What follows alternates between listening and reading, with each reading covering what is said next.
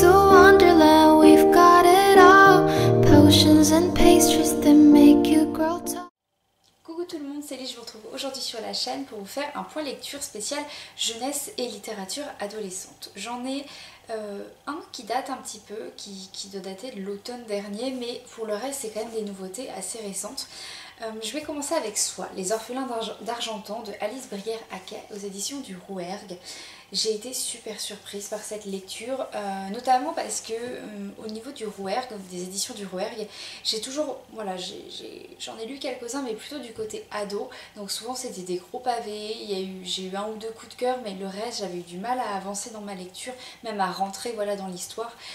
C'était surtout, pas forcément le thème qui me bloquait, c'était vraiment la prose en général, mais là j'ai bien senti que c'était pour un public plus jeune au niveau de du déroulé voilà, du fil. Après ça reste quand même pour des enfants pas trop sensibles, c'est quand même une histoire un peu d'épouvante, quand même bien menée avec des araignées donc qui peut vite faire peur, mais au niveau du style littéraire je l'ai trouvé très facile à lire et je l'ai lu d'une traite. Donc soit c'est une histoire d'une histoire de famille, en fait ce sont des enfants qui vont se retrouver orphelins à la suite de la mort de la maman qui est morte en couche. Le père est toujours à droite et à gauche pour des voyages, mais ça fait très longtemps qu'il n'était pas revenu, donc il a été déclaré un petit peu voilà, mort.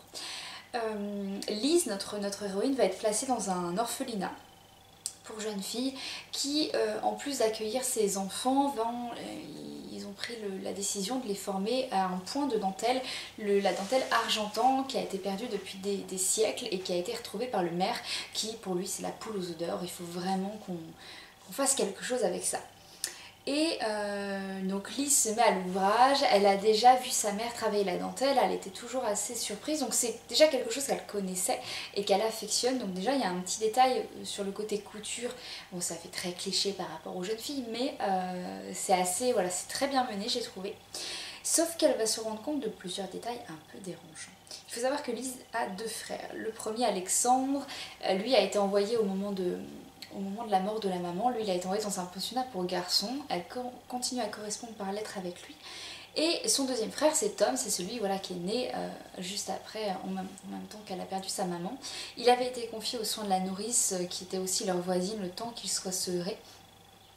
Et un jour, elle visite un peu l'orphelinat avec une de ses camarades de classe et elle lui montre un petit peu tous les endroits. Et elle voit l'endroit où les gens sont censés abandonner, du coup les enfants. Je sais plus du tout comment ça s'appelle précisément, et en fait parmi les nourrissons qui sont dans une salle un peu attenante, elle va voir Tom. Donc là elle se dit mais c'est pas possible, il est pas censé être là. Et elle va essayer de mener un peu l'enquête, pourquoi Tom est apparu dans son orphelinat, qu'est-ce qui se passe, pourquoi aussi les jeunes filles reçoivent une commande un peu spéciale d'une robe très étrange avec une soie particulière. Et il y a tout un, voilà, il y a vraiment une enquête qui va commencer à être menée. C'est assez palpitant, c'est bien, je trouve que c'est bien écrit, l'enquête est bien construite, on n'est pas sur le policier à 100%, on est plus comme une enquête un peu à la chair de poule. Voilà, il y a un événement un peu surnaturel, un peu étrange, on va essayer de décrypter ça, mais en même temps on n'est pas dans le côté policier. Et c'est très sympa, le thème des araignées est assez innovant. Après ce côté de fil du destin, de fil qu'on tisse, de toile, je le retrouve assez souvent en ce moment dans la littérature jeunesse et adolescente, en plus d'autres thèmes qui sont assez récurrents, je vous en parlerai tout de suite après. Mais du coup celui-ci a été vraiment une très bonne surprise, j'ai beaucoup aimé ma lecture et je pense que je lirai d'autres livres de cet auteur parce que ce n'est pas son premier et est-ce que je vous dis des bêtises?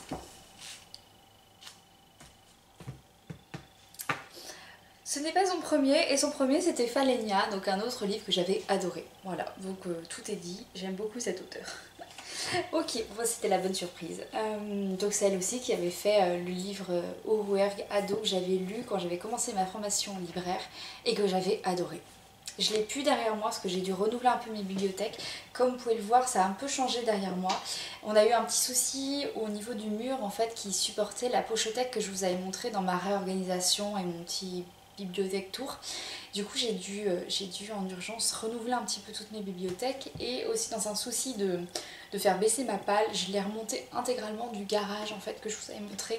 J'ai deux Billy en fait dans le garage et dans l'une d'elles en fait j'avais mis toute ma pile à lire. Sauf que du coup déjà j'ai fait un tri énorme et j'ai tout remonté pour l'avoir ici. Et voilà, organiser un peu plus mes lectures autour de ça, plus sachant que je reçois énormément de services de presse, de nouveautés, là on arrive en plus vers la rentrée littéraire, donc je vais en recevoir encore plus. Voilà, j'arrête sur cette parenthèse, mais j'ai dû voilà, renouveler un petit peu tout ça. Je vous ai pas filmé parce que j'ai dû le faire un peu en urgence, mais je vous expliquerai tout ça dans un vlog, je pense, dans une future vidéo. Donc voilà pour Soi, qui est une très belle lecture, et encore une fois, même s'il est mis pour les plus jeunes, moi je le conseille pour des enfants qui sont quand même plutôt à l'aise avec la lecture et qui n'ont pas peur des araignées ou des petites bêtes ou des petits détails un peu effrayants. Donc ceux qui aiment bien justement l'épouvante ou le fantastique, c'est un livre qui peut leur plaire, mais attention, là on tombe vraiment autour de l'araignée et il y a beaucoup de descriptions qui peuvent faire peur en fait, voilà, à de jeunes enfants qui n'aiment pas ça du tout au niveau des petites bêtes. Toujours sur le fil, c'est pour ça que je vous ai fait le lien, il y a celui-ci qui est sorti dans ce début d'année, Le fil du destin de Kika Hatsopoulou aux éditions donc La Martinière, et j'ai beaucoup aimé ce livre. Je vous en ai déjà parlé sur Instagram. On est dans un monde imaginaire, un monde fantasy qui s'appelle Atlante. Pendant tout mon récit, j'ai lu Atlante. Vraiment, tout le récit, j'ai lu ça. Mais c'est Atlante, le nom de cette ville. Et on suit donc une jeune fille qui est issue des Némoirs. Enfin, qui est une Némoire. On est dans une société où en fait d'un côté vous avez les humains et d'un côté vous avez les nés autrement. Les nés autrement, c'est ceux qui vont descendre des dieux et des déesses. Et en général, selon en fait les dieux et les déesses dont ils descendent, ils peuvent naître par plusieurs. Et en fait les moires, donc elles sont trois, il y en a une qui va créer le fil de la vie, l'une qui va le suivre et la troisième qui va le couper. Et ce sont voilà, les moires, et celles qui sont némoires, elles naissent toujours par trois. Et on va suivre nous la troisième, donc la petite dernière qui est la trancheuse, celle qui coupe le fil. Et donc elle s'appelle Io.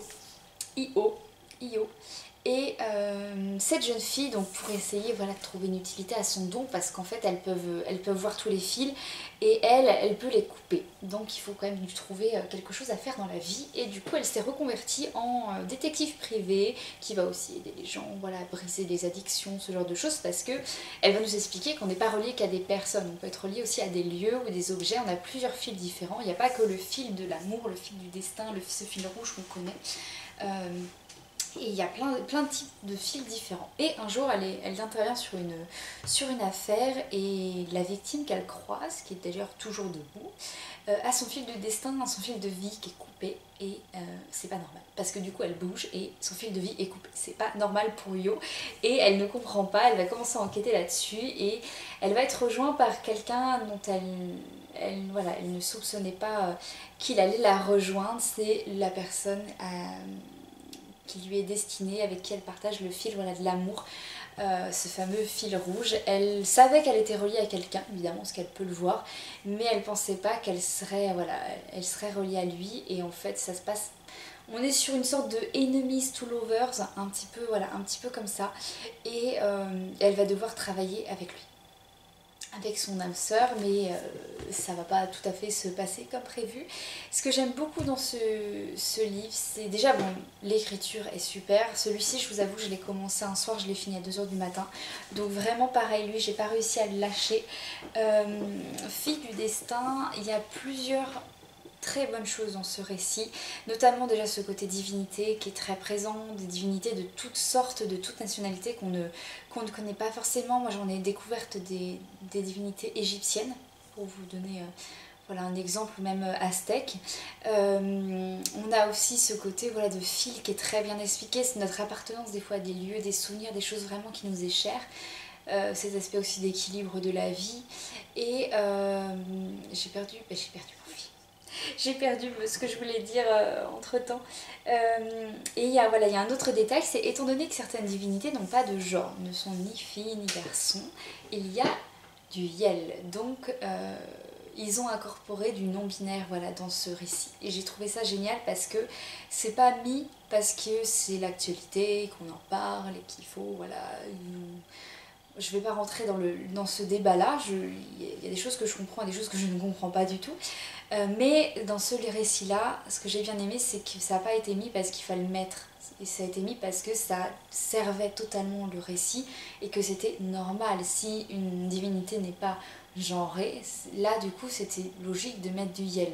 Et c'était très bien équilibré. Il n'y en avait pas tout le temps, c'était voilà, par touche quand c'était nécessaire parce que c'était quand il y avait besoin par rapport à une ou deux divinités. Donc voilà, ça j'ai été vraiment agréablement surprise parce que c'est un récit qui est quand même assez contemporain, qui s'inscrit dans, voilà, dans la société actuelle, et en même temps on revient sur la mythologie qui est un autre des points, des thèmes assez abordés en ce moment en littérature jeunesse et adolescente. La mythologie, on la retrouve beaucoup dans certains récits, je trouve. Mais c'est génial. Mais voilà, c'est un thème en ce moment c'est le thème un peu populaire en ce moment pour la littérature jeunesse. Et voilà, Fille du destin, j'ai beaucoup aimé, donc c'est un premier volume, contrairement à Soi qui est un tome unique. Fille du destin, c'est un premier volume qui, d'ailleurs, qui me donne vraiment envie de lire la suite. Pour le coup, la fin est géniale. Sur une note un tout petit peu moins festive, j'ai lu Ne vois-tu rien venir, qui est sorti le 1er février. Donc moi j'ai l'épreuve non corrigée de ce récit. C'est un livre donc, qui parle de harcèlement. Et qui est juste, moi je l'ai trouvé assez bluffant, je trouve qu'elle a fait un travail formidable. On va suivre Sarah et Orlan. Sarah étant l'harceleuse et Orlan étant l'harcelé. Ce que j'ai adoré dans ce récit, déjà, bon il est très bien écrit, il est assez percutant, ça monte crescendo. D'un côté, en fait on va commencer par le point de vue de Sarah, qui est donc l'harceleuse. Et on va apprendre des petites choses sur elle, des choses personnelles, des choses plus ou moins faciles. Et quand voilà, on va la suivre jusqu'à la rentrée scolaire, c'est un livre qui va être rythmé par les mois. En fait, on sait qu'il y a quelque chose qui va se passer à la fin de l'année scolaire et là on commence au début de l'année.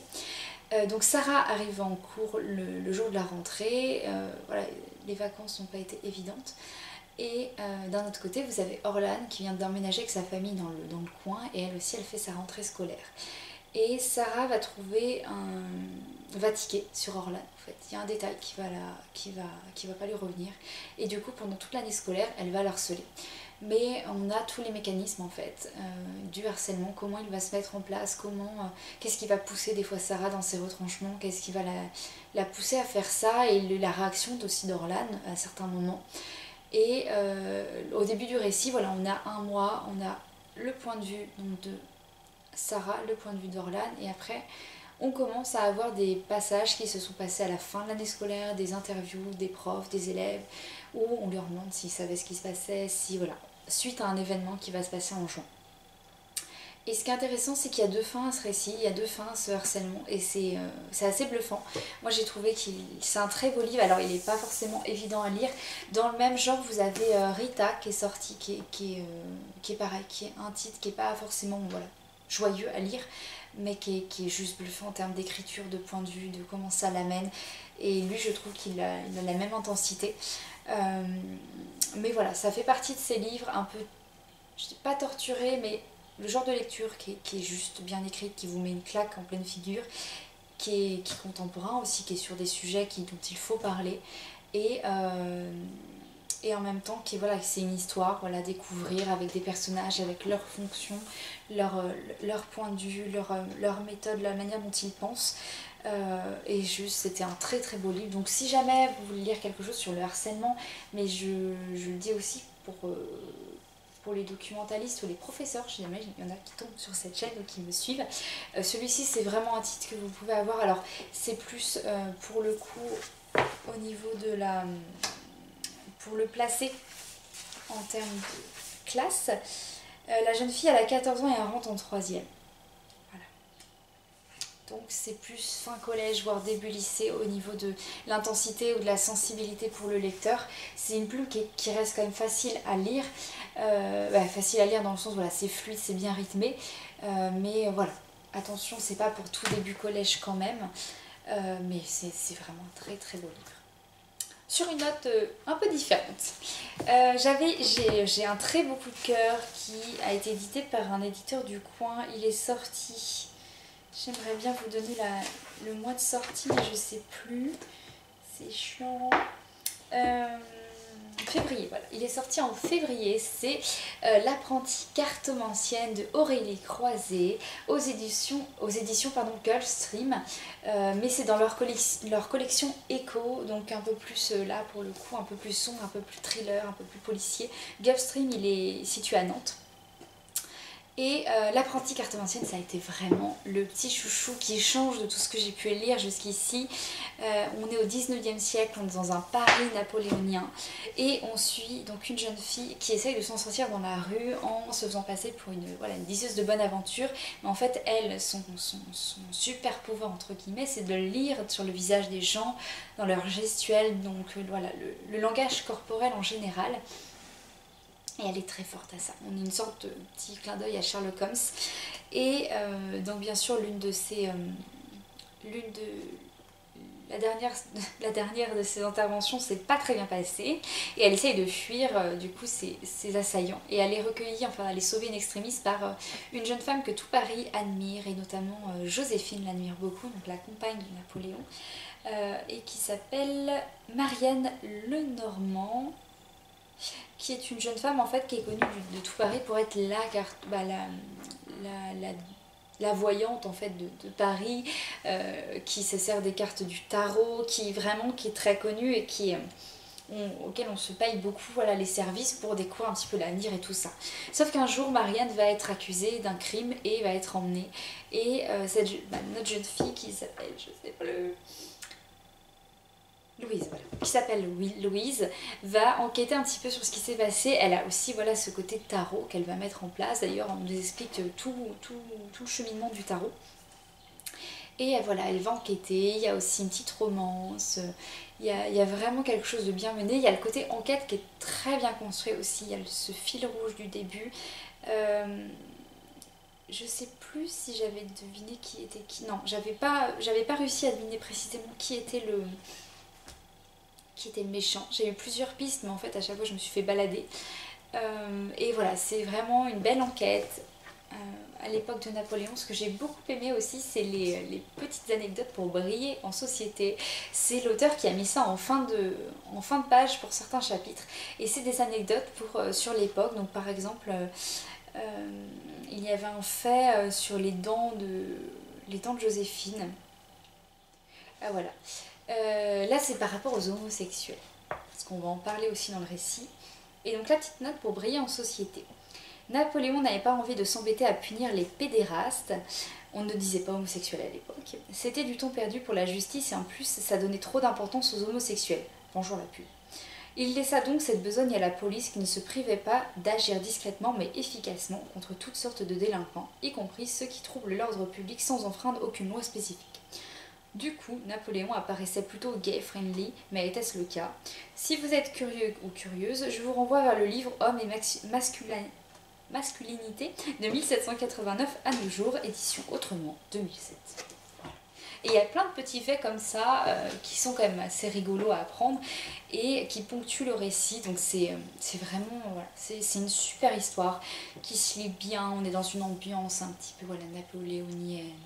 Paris, on est sur un Paris quand même un peu étrange, donc toutes les ambiances un peu, les époques vont pas correspondre, mais moi j'ai retrouvé par exemple du Nicolas Le Floch ou du Vidocq, ou le côté pour les adultes qu'on lu Éric Foissier, le bureau des affaires occultes. On est un peu dans cette même ambiance, on est sur un côté occulte, un côté Paris un peu ancien, un peu sophistiqué aussi, un peu élégant, et il y a tout un regard sur la société napoléonienne qui est génial. Et j'ai lu ce livre quelques mois après avoir été voir le film Napoléon, donc c'était plutôt sympa. Donc voilà, je vous recommande cette petite pépite qui est géniale et qui vous attend.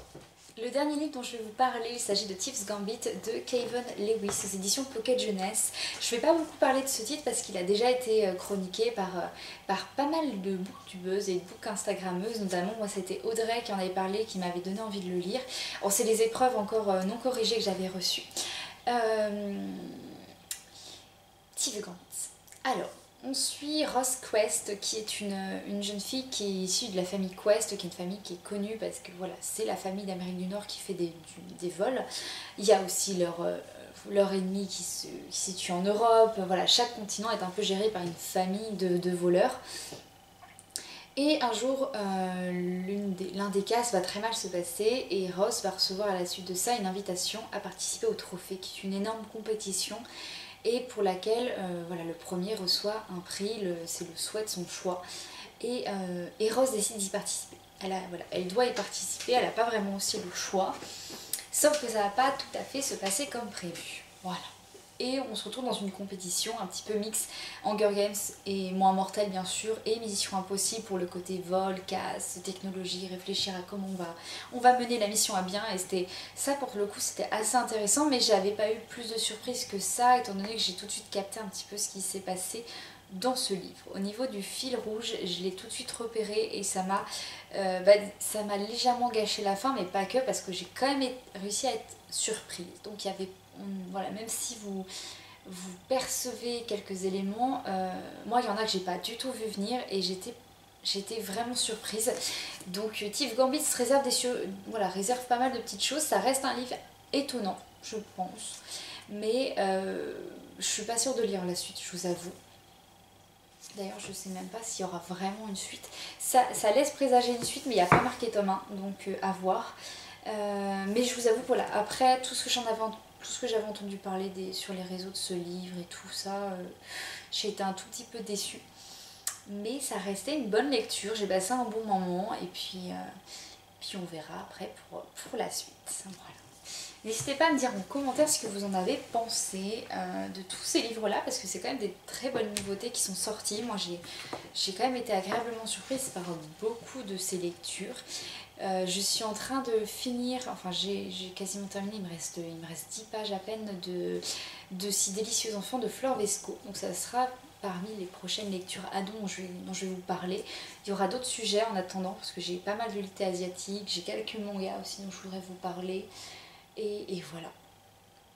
J'espère que cet avis lecture vous aura plu. N'hésitez pas à me donner votre avis en commentaire aussi sur tous ces livres.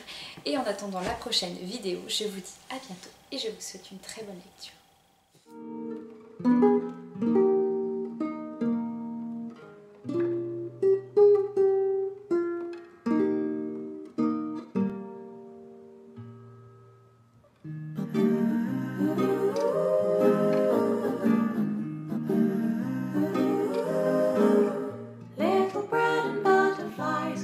Tulips, and the sun is like a toy boat.